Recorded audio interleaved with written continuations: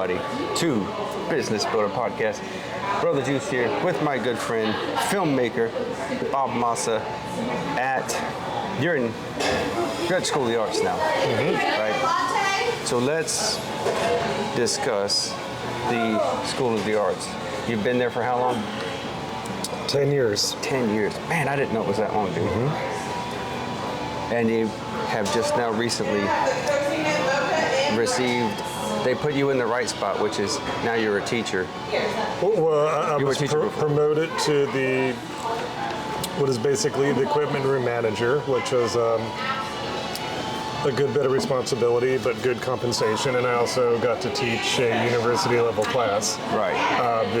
Luckily, because of my MFA, and that's paid off, and I had a blast. And I just saw the student evaluations yesterday, and they were good. It was a nice confidence boost. Right. Well, I knew that because you're good at what you do, and you're a good teacher, and you're a good filmmaker. Well, because I've worked with him before.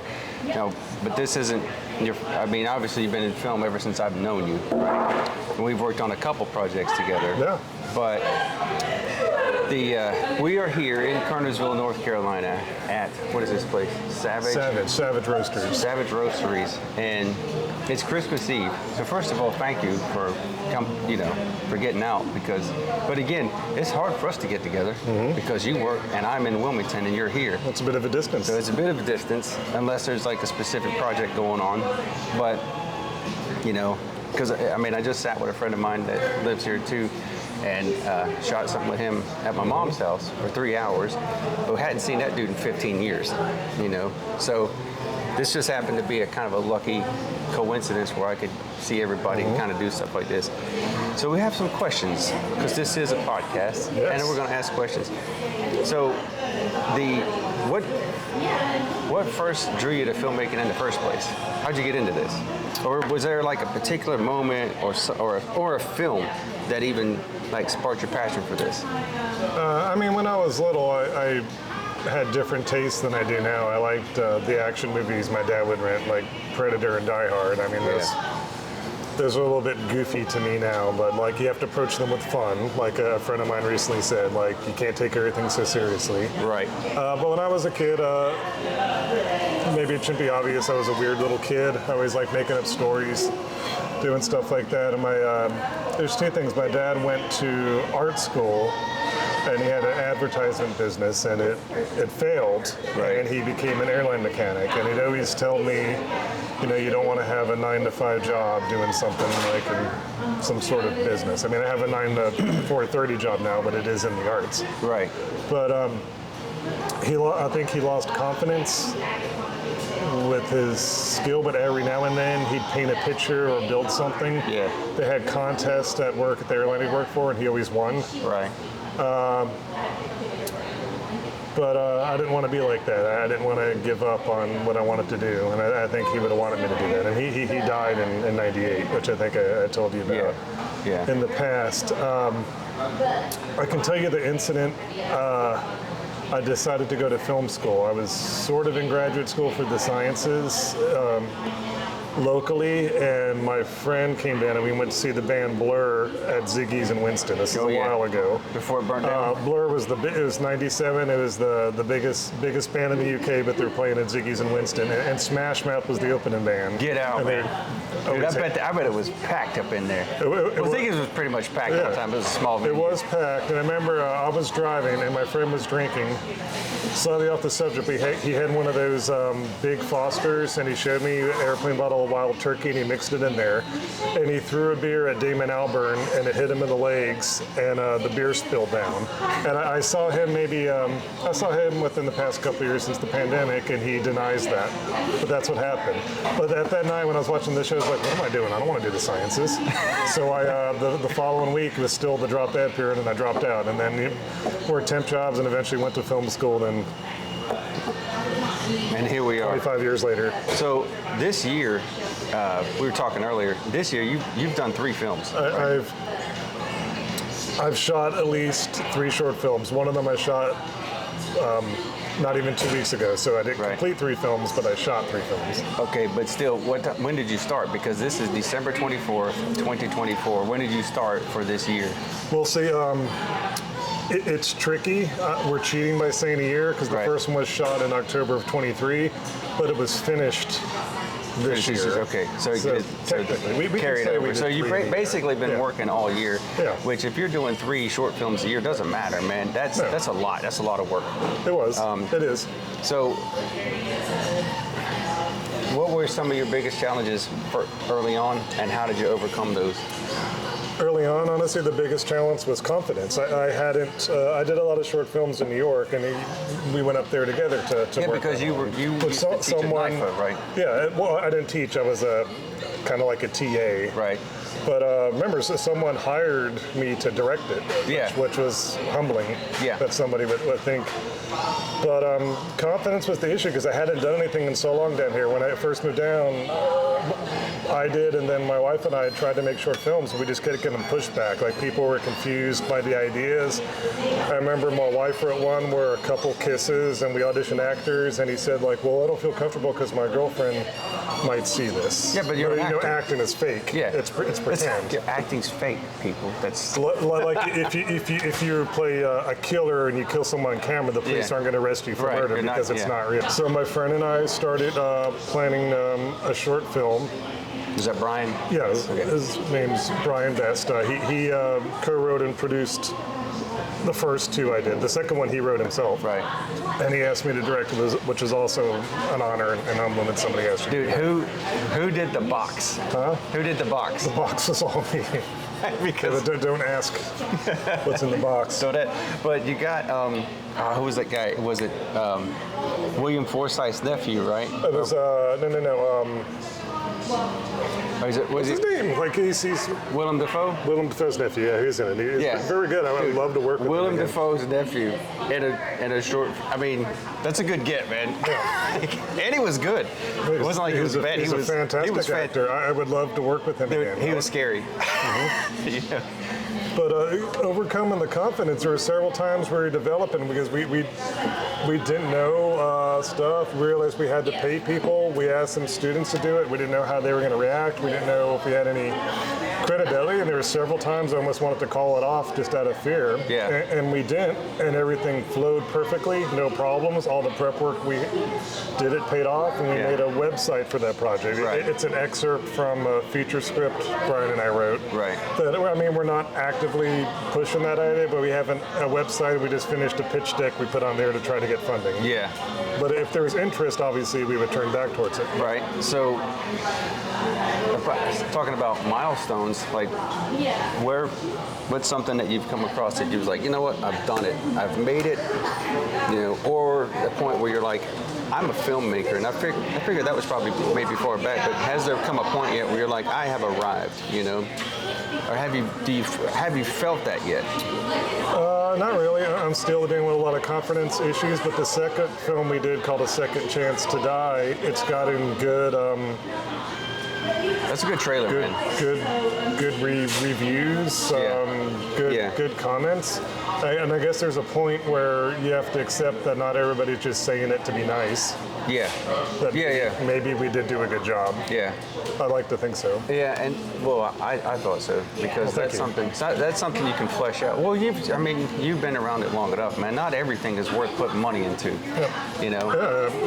Most of it's not. And I do have to plug for that project. It was a true collaboration. If any one element wasn't there, whether it was like the art direction, cinematographer, writing, it wouldn't be what it was. So it was a true collaboration. Kind of leads us into the next one. So we'll get into the leadership part of it in a second, but the creative process. So from an idea to concept to screen, like what's that process look like?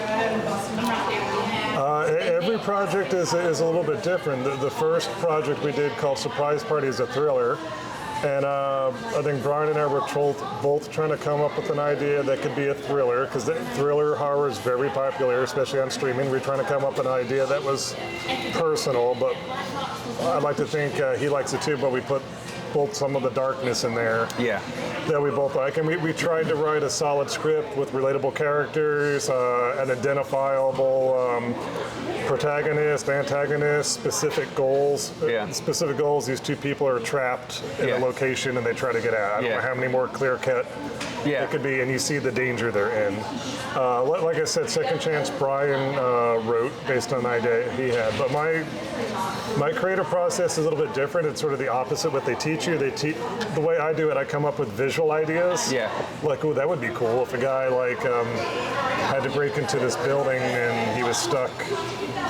Whatever, what a sniper, like what could a scene go around that? And that's honestly how I write. Ooh, that would be visually cool. That's kind of how I do it. I take the initial concept and work backwards from that. Which is the opposite of what they teach. Yeah, well, because usually you write a story first and then you design the visuals around that first because you're usually working off of a script.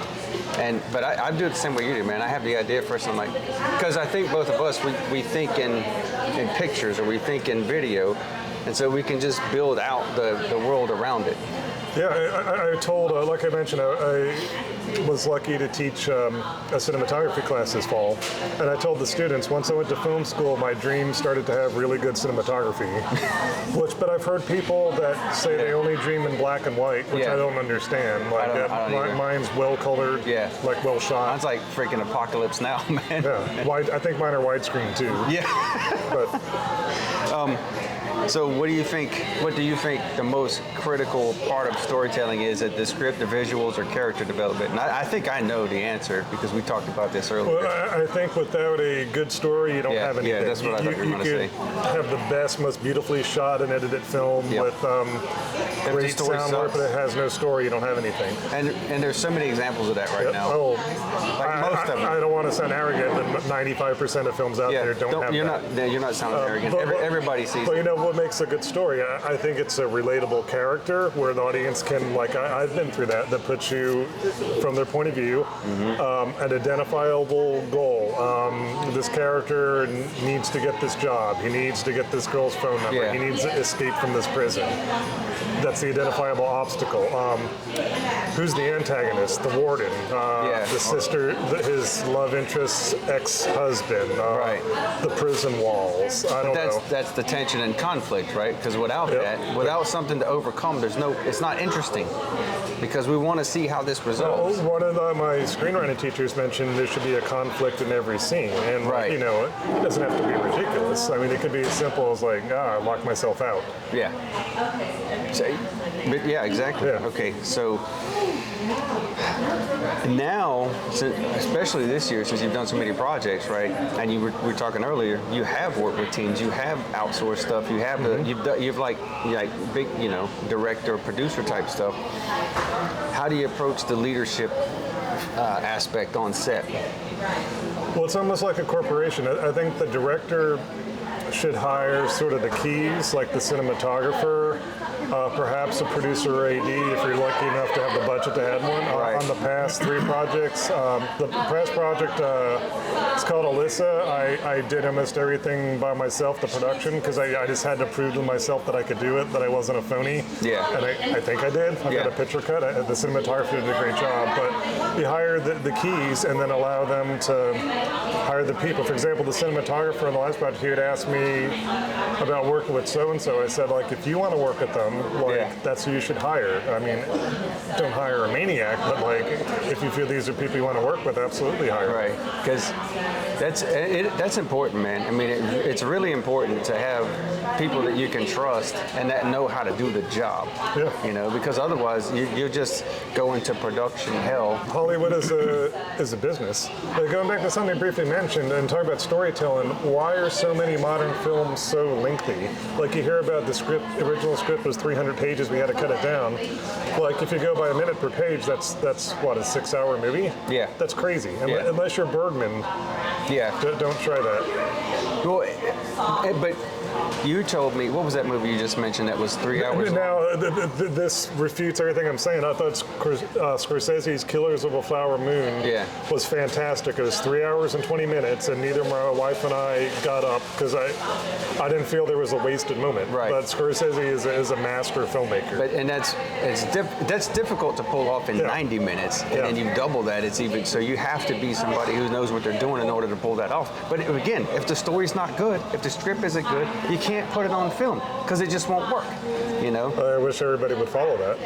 Because the thing, I mean to complain about films, I wish every film out there was fantastic. There'd be more movies to see, but it's just not the case. And I don't know, being older, like, I need, show me something new. Well, but take me on a journey. But we're Gen Xers, right? So we did come up and, like, we had the good 70s films, we had the action films of the 80s, and, like, you know, as Predator and Die Hard, maybe as cheesy or as campy as they are, they still hold up over time. Because why? Because the script is tight. I mean, in Predator, you don't see the thing until like 27 minutes in or something like that. It builds the suspense. Right? Fight Club, for example. Fight Club, the word Fight Club isn't mentioned until about 20-something minutes into the thing, you know? And because, so every that point of conflict or the initial thing that gets the ball rolling, I asked people this in class. I was like, does anybody know what Fight Club was about? And they're like, what's it about? This dude who loses it and goes on it. It's like, no.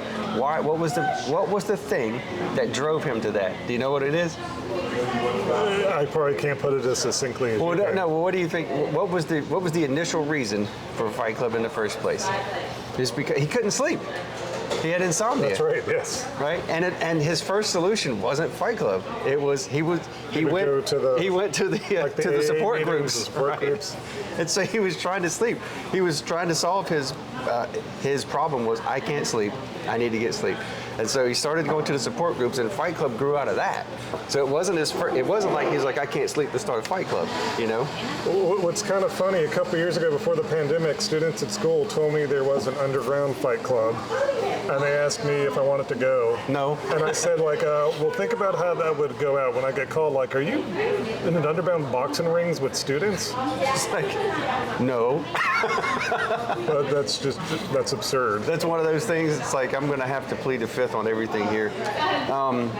Let's jump to, so industrial realities, something about the industry that most people don't understand. And I think maybe you touched on it, but it's not just a project, it is a business. That's one thing. Is, what else jumps, like, it could be that, if it's something else, what jumps out in your head when you hear that? About it's a business? No, about what's something about the filmmaking industry that most people don't understand. I think honestly nobody sets out to make a bad film.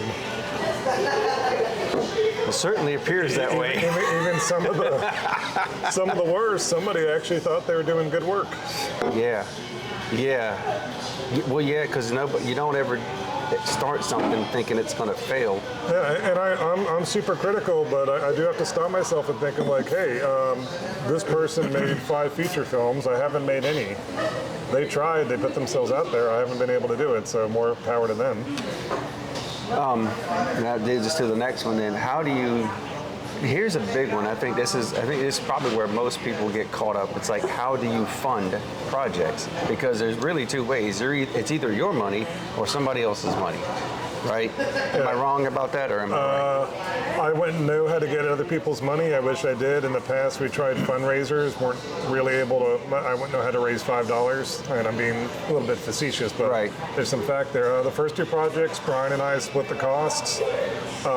The last one, the cinematographer and I put the money in. And up until I had more steady employment, I was paycheck to paycheck, getting in debt. I wasn't able to even fund that. But I did have some money left over from student loans that I basically funded the last 3 projects with, which sort of makes sense. It's something I wasn't able to do during graduate school due to the pandemic. So that's still kind of a big thing. So I guess the question then is, how do you secure the funding, right? Because if you don't know people with deep pockets, like Hollywood's a different story, but we're talking about indie guys, right? We're talking about people who are doing this for themselves, because that's going to break Hollywood. Hollywood can't sustain the model that it has because they're producing a bunch of crap. And they're getting outdone by these other ones. You know, you got, like, Netflix is doing their thing, but there's questionable stuff there, right? Yeah. So, but that's still a huge juggernaut of money, right? So somebody who wants to do something, you know, I don't know where to find it either, because I've never tried to fund a movie project before. But I would assume you would either collectively go to a large group of people to secure some and everybody has a piece, or you just know somebody with deep pockets. Yeah, unfortunately, I don't know either. I'm hoping to keep making short films that are slightly more, slightly larger, and maybe somebody will see them and express interest. Yeah. Most of the projects we're doing are excerpts from a feature-length story. Right. So if they liked it, like you could say, well, this is an excerpt from a feature story. Yeah. Now we did have Second Chance screen at a local screening. It wasn't a film festival, and somebody asked. It's about time travel. Somebody asked, well, what happened when the guy went in the feature? And I think Brian was about to answer and interrupted and said, no. This is an excerpt as a feature script. Yeah, you got it. We would love to make it to answer that question. Because I saw that. And I purposely did that to try to build some. Yeah, because if I tell you, then you don't need to see it. Yeah, but I thought, like, hey, one person's interested. That's something. It is. Well, I'm interested because I'm like, because I saw that, right, and it was well done, and I'm like, I want to know what happened, you know. Good. So it was perfect. Future, you find out. It was perfect because you watched it, and I'm like, I want to know what happened, you know. I want to know the rest of the story. Yeah. And that's a perfect trailer. Hopefully we'll get a chance to tell you. But as for, I mean, our projects are smaller. Like they've either been a 1-day shoot or 2-day shoots, and we pay everybody a little bit. I almost put there to work for free. Right. But the fact that we built up a little rapport with the crew and they want to work on it is also touching. Because again, it's.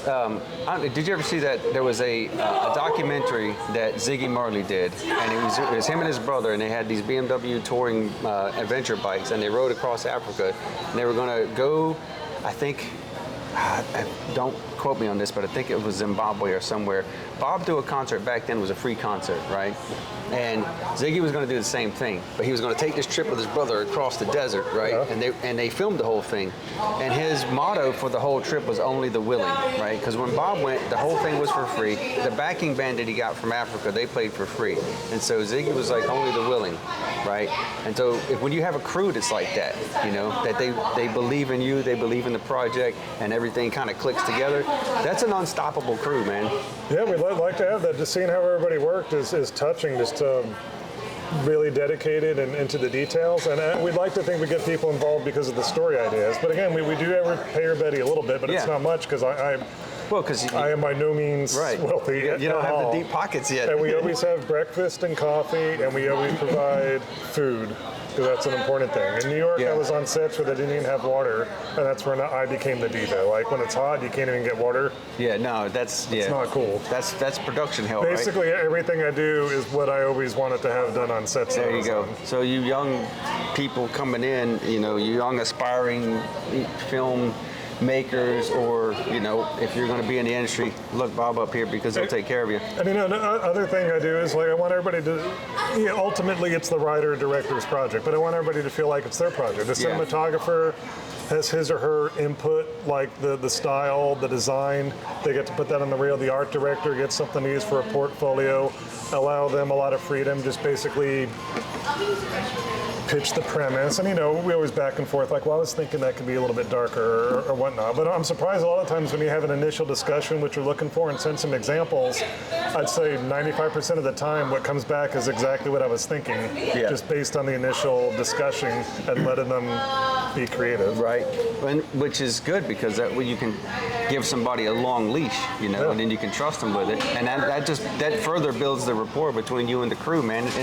But that's like I think that's one of the hallmarks of a good director, or just a good project leader in general, because you're going to have to delegate. Well, what I thought was funny, real quick, on the last project from 10 days ago or so, I was sitting around watching the monitor was setting up, and I made a comment to one of the crew members, I feel like I'm not doing anything. I'm just sitting here. But he said, but everything you did allowed us to be here. Yeah. I was like, well, all right, that's a good point. Again, and see, that guy understood. He's like, because he understood I'm doing this, but without Bobby wouldn't be here. So all of the knowledge that he has, all the strings that he pulled, all the contacts that he had, all the favors that he called in for this allowed us to do this. So he gets it, right? I'd make that dude like DP or something.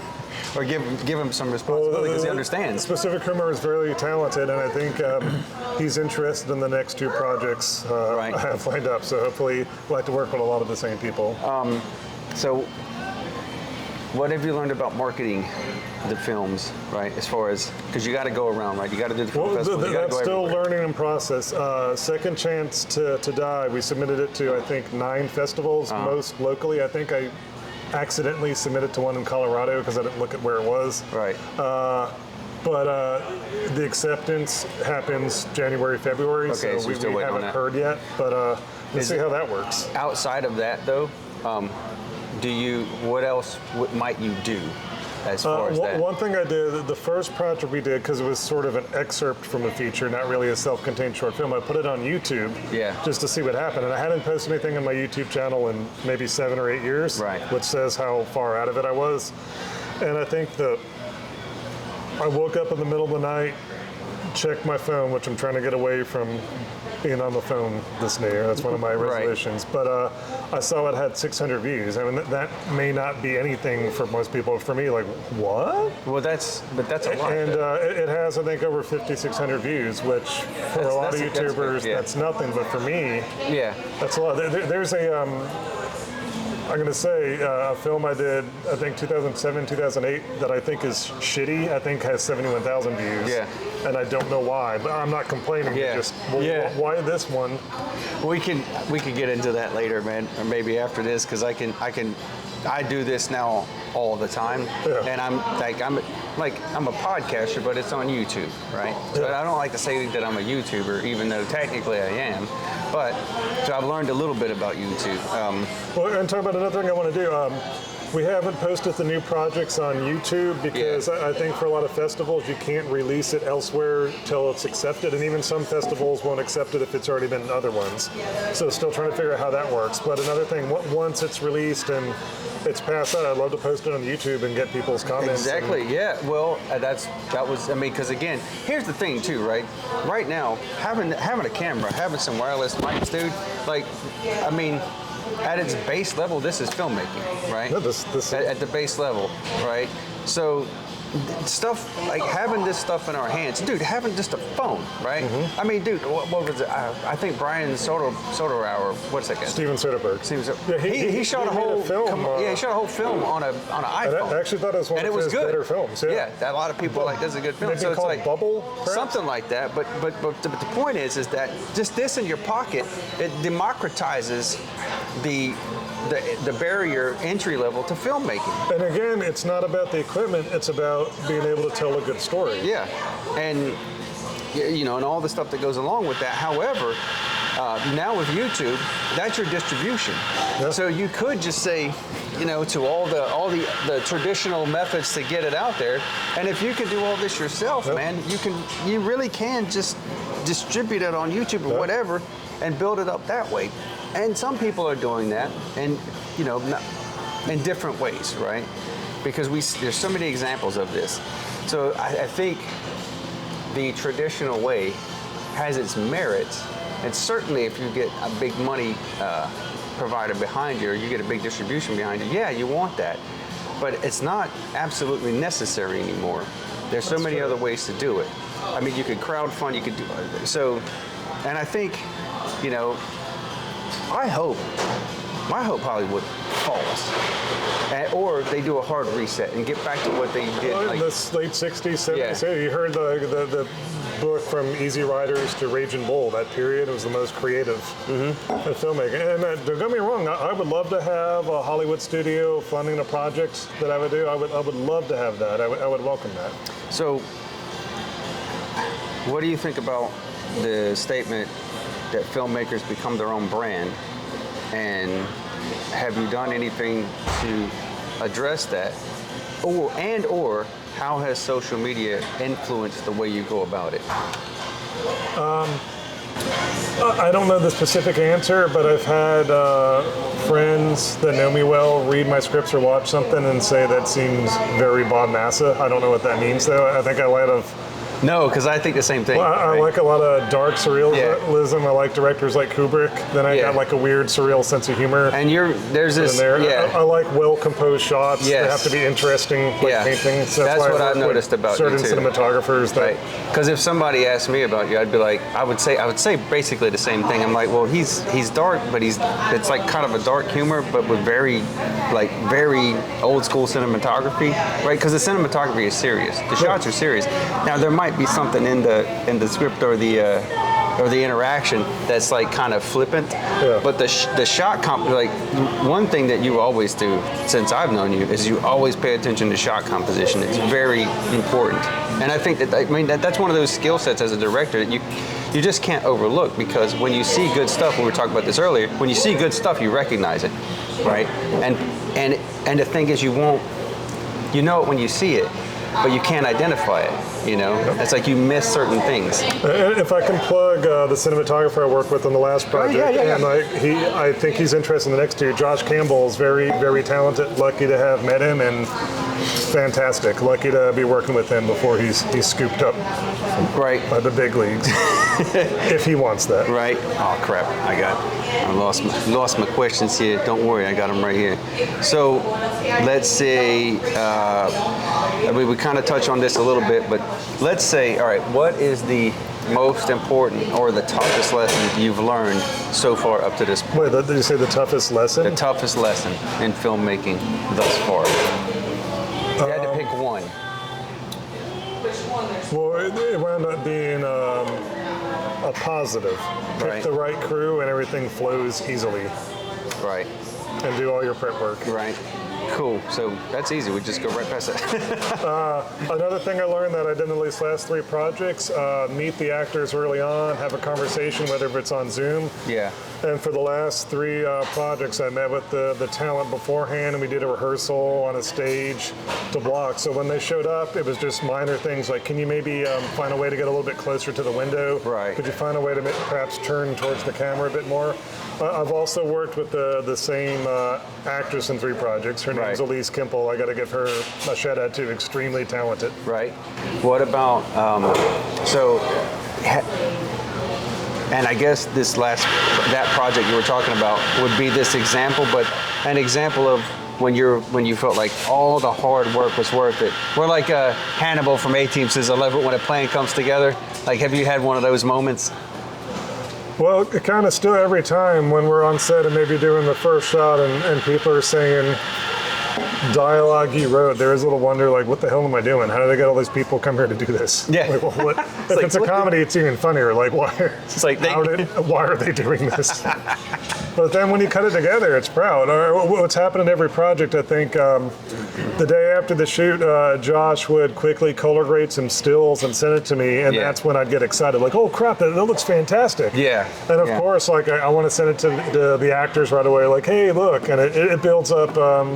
This kind of momentum that everybody. I mean, hopefully this is the 3rd project they know by well. Where hopefully they think I'm not an idiot. I do say with some seriousness that as long as I'm the biggest idiot on the crew, we're gonna be all right. I love that. I don't know if I've ever heard that before, but that's awesome. Okay, you have to. I'm somebody coming into the game. I want to be a filmmaker, right? What's the best piece of advice you're going to give me?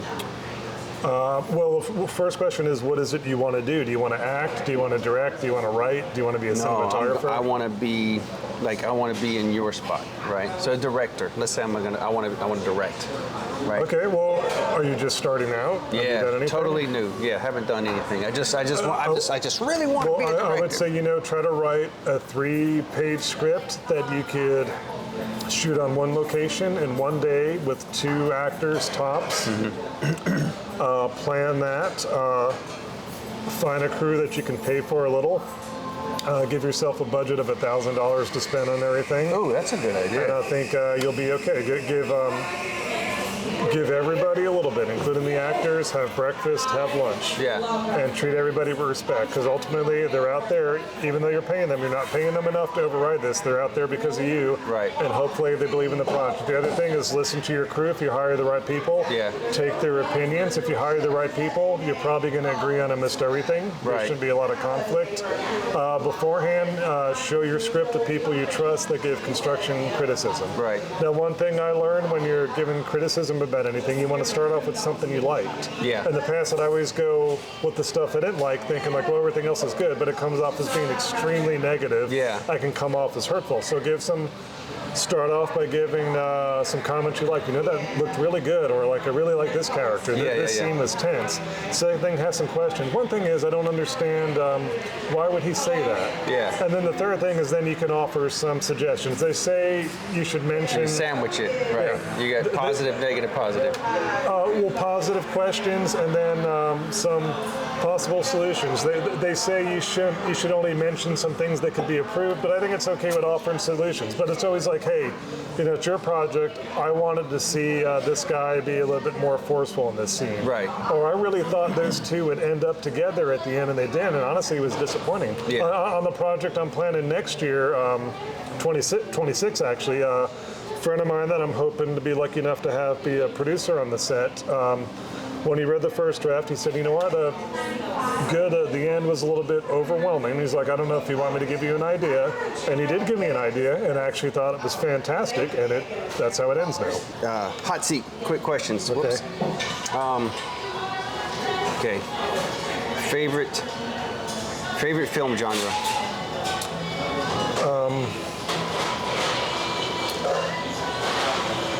I'm going to say suspense, because that could go in a lot of different directions. It Right. could be a romance, could be a thriller, could be a war film.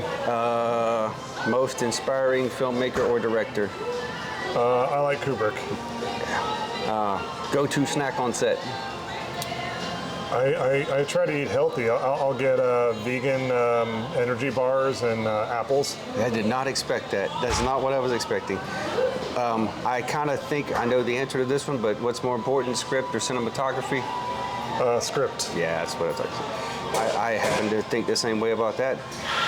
We already covered this. Best piece of advice you ever received, or did we? What's the best piece of advice you ever got, like somebody gave to you?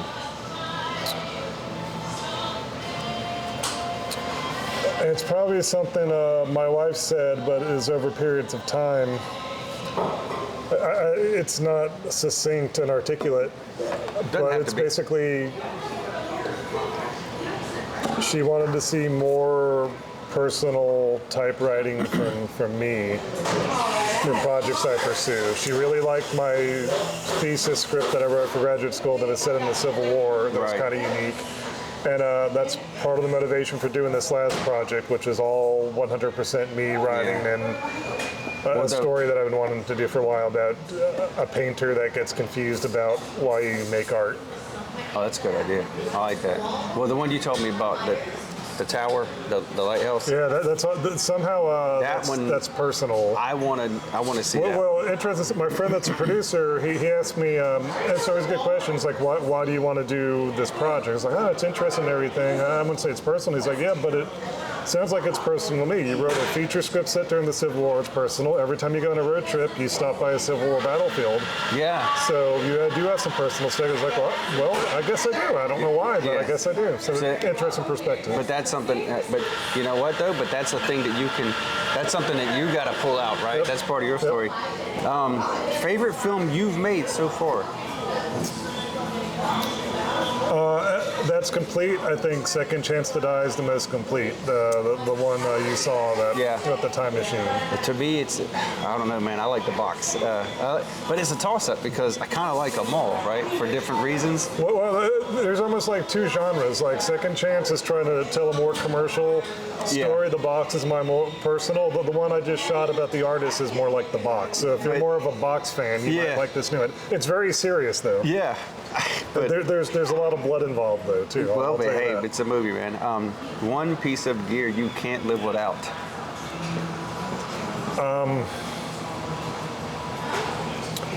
I guess since I'm more a writer-director now, I don't really handle or touch any of the gears. So I guess it was smart to buy an upgrade, a laptop. So on set, you can download footage, you can check stuff.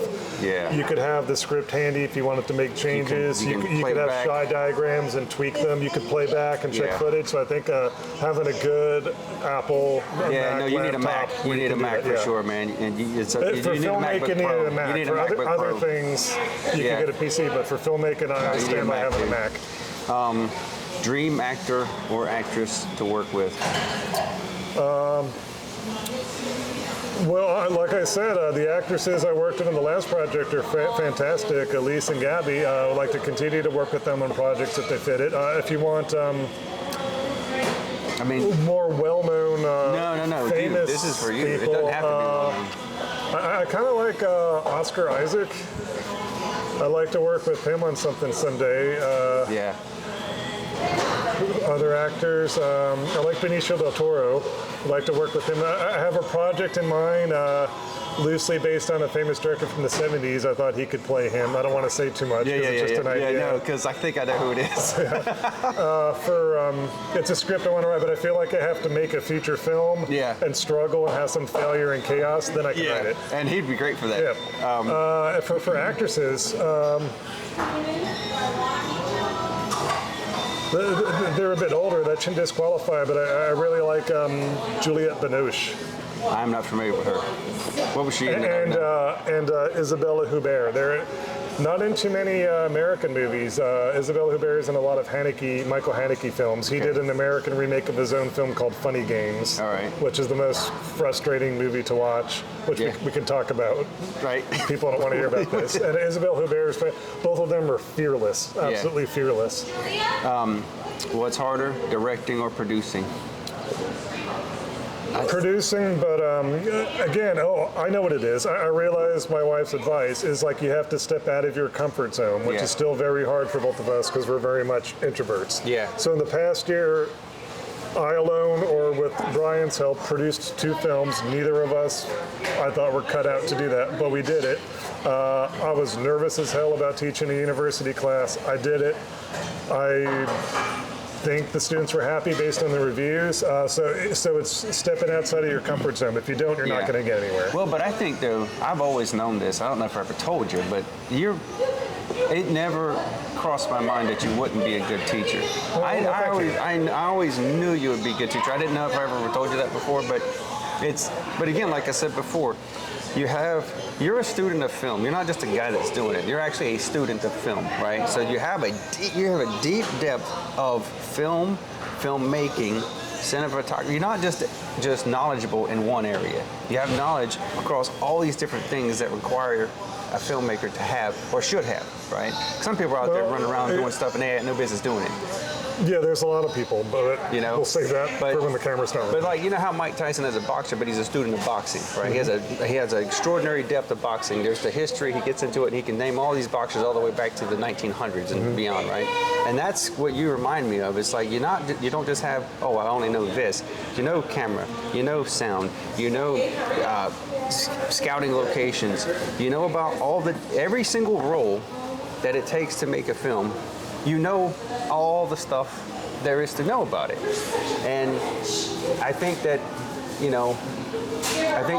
that's one of the things that the best directors have. And also one thing I've learned that's hard to do, and I wish a lot of young people would learn it's okay to do this. Yeah. If you don't know something, it's okay to admit it. Ask. I would even tell students, I don't know that. And I'll tell them, I am not an advanced cinematographer. I couldn't light or design the lighting for a big Hollywood set. I can teach you the basics. I can teach you what I know about filmmaking, directing, but there's limits to my knowledge. Right. But I can try to teach you what I know, and hopefully it helps and sets you on the path and makes you excited about making films. But again, if you think lighting, it's like, lighting is an art and a science and a skill all by itself. And you absolutely have to have it. But you still start with the basics. You still start with what's the temperature? Where is it coming from? Do we have it? If not, filter it. Is it too bright? Because even with this, you were like, man, that's too much. You got to turn the that's the exposure basic. down. I think for me, not to get too specific with lighting, I'd like to think I know what looks good, and I could give directions like, I think something soft could be through here, or I picked this location. The cinematographer from the last project said, you picked a good location using these big frosted windows that are here. It's like, that's why I thought it'd be perfect. Yeah. So I can give general. I could feel like there should be a backlight. I'd like to see something orange in that room. Yeah. But my limitations, I couldn't say bring this 5K, plug it in over there, bounce it off that. I can't get that. Yeah, but that's technical, right? But that's what the lighting director's for. Yeah, exactly. Right. Yeah. And so if you want that guy, then hire a lighting director. Yeah, but I can give you the general that's what a director does. I'm giving you direction. Well, then it's all good. It's all good, right? So, oh God, this one, I didn't look at this before. No, it's so cliche. But favorite line from any film ever. That's going to be so hard. Give me a moment. Try to find something that's not. Well, we keep. I'm gonna give you two. I'm gonna give you one rated R one from Fear and Loathing in Las Vegas. Oh, yeah. I think Benicio del Toro asked the waitress. Oh, yeah. Or is it Johnny Depp's like, did they pay you to f that bear? I thought you were going to say, let's get on to brass tacks. Well, we would go a long much way for for the that. Something that's less R-rated. Let me think.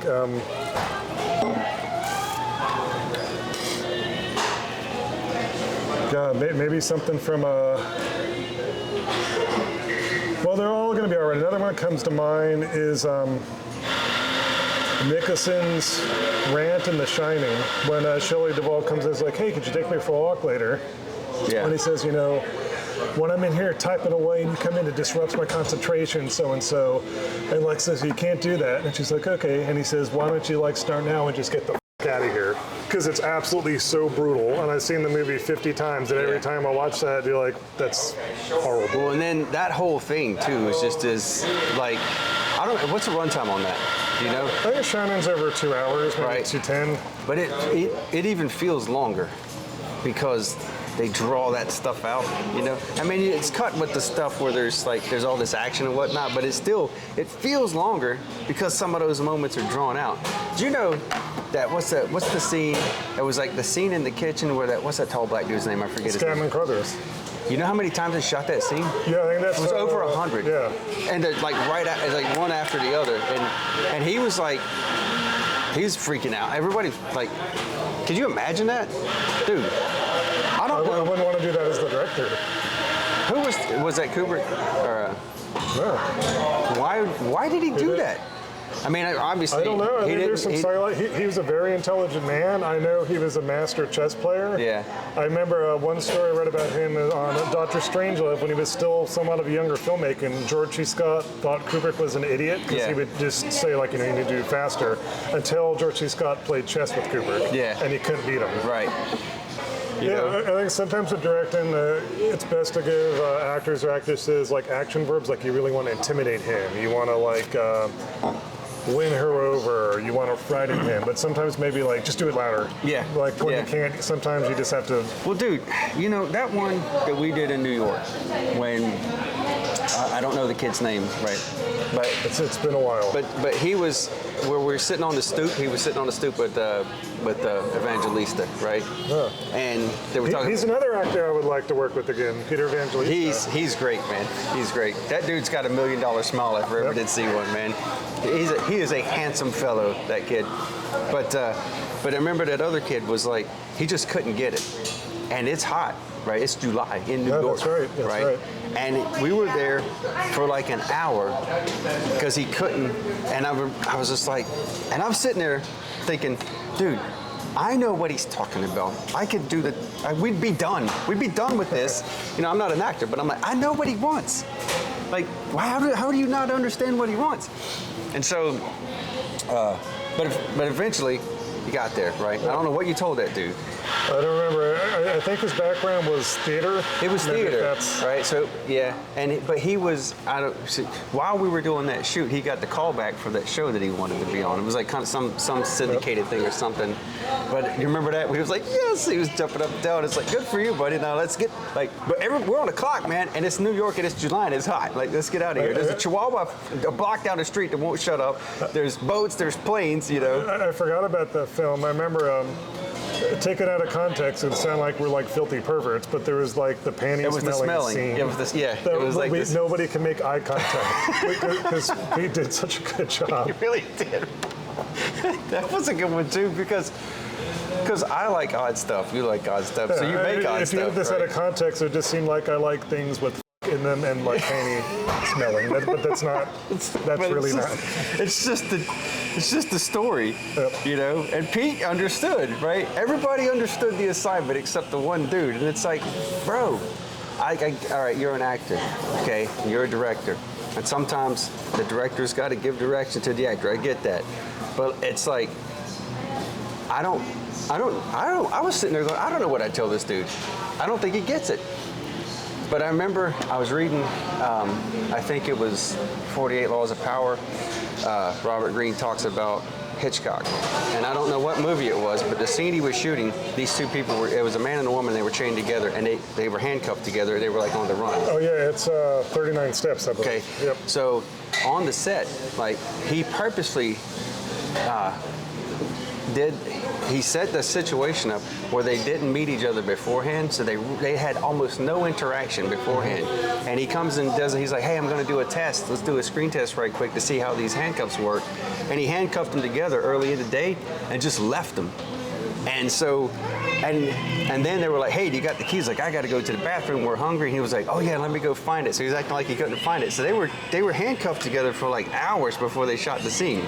And he was like, later he was like, that's what I wanted. It was like, the situation was, they wouldn't have known each other. They would have been uncomfortable. He's like, I wanted all that unnatural tension to be there. And I was like, genius, you know? Genius. Yeah, I mean, he did do a lot of psychological stuff like that. Whether that's the right thing or wrong thing to do, I don't know. Because what ultimately matters is what's on the screen. Yeah, you know, and they were upset with him about it, like, and probably rightly so. But it's like, if you can step back and go, well, this is Hitchcock. You know, maybe there's a reason for this. And maybe after the fact, when they saw the film was done, like, well, all right. I think everybody after the fact was like that. They were like, that's perfect. You know, it accomplished the mission. Like, we got, you know, mission accomplished. Well, bro, that's all I got. Is there anything that you wanted to touch on that we didn't talk about? I can't think of anything, but hopefully we can have a part 2 someday, a sequel. Oh yeah, definitely. There's part 2 coming because this is what I do. I love this, man. You know, and I'm not a filmmaker. I'm a podcast dude with a YouTube channel, right? However, I love doing this stuff, and like, you're a good friend of mine. I don't want talking to you anyway. Yeah, of and course. dude, when we went to New York, you know, it's like a mini documentary. Remember the MCA thing, the gratitude wall? Yeah. Avenue P. Saw it from the subway. Dude, I mean, it's fantastic, man. So every time's an adventure with Brother Bob. Hope you guys enjoyed this. We'll catch you next time. Peace.